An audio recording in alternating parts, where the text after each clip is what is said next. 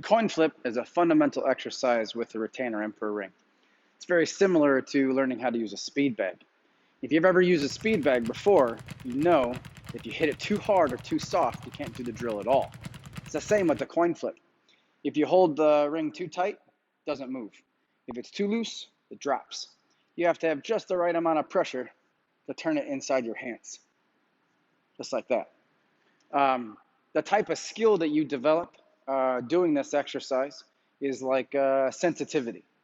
So if you're too tight, your opponent will move around you. If you're too soft, your opponent will move through you. So the coin flip helps develop that sensitivity of knowing how much pressure you need in order to stay fluid, but yet effective. So try the coin flip drill, 5 minutes. Keep it turning inside your hands. Try to keep your hands as high as your shoulders, okay? And work on that muscular endurance and sensitivity. Enjoy.